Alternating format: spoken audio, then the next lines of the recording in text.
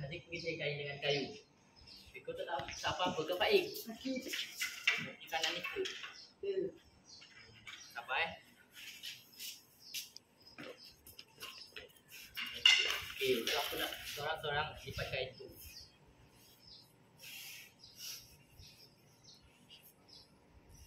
Sabar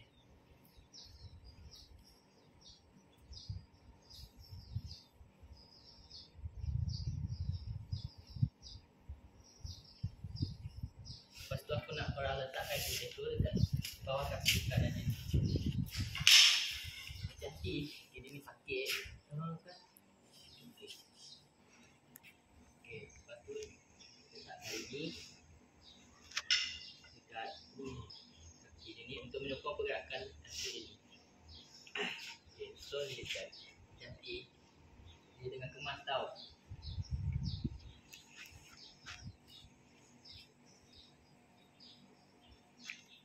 Lepas tu korang buat ikatan buku sila. Yang ketat sangat.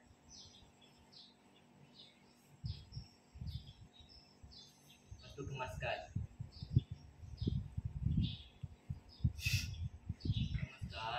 Hai.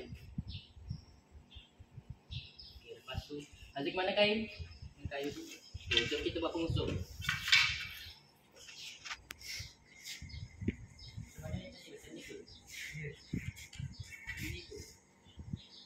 Lihat macam ni. Betul. Okey. So lipatkan kain ni sampai separuh. Okay, lepas tu kain ni kat bawah dapat hati.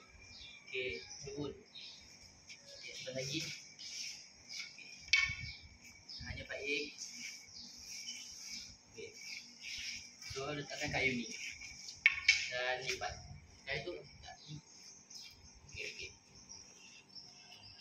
So angkat.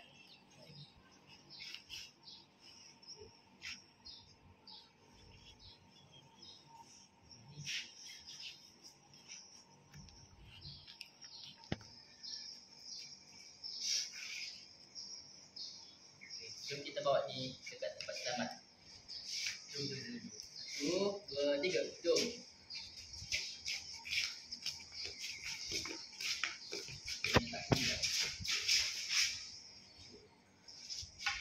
Saya Muhammad Izzuddin, wakil dari SMK Beladin, dan ini Indra.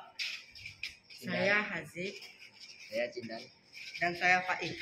Itu sahaja dari kami semua, wakil dari SMK Beladin, dan ini adalah bantu mula rawatan bantu mula untuk KRS. Itu sahaja daripada kami. Terima kasih. Bye.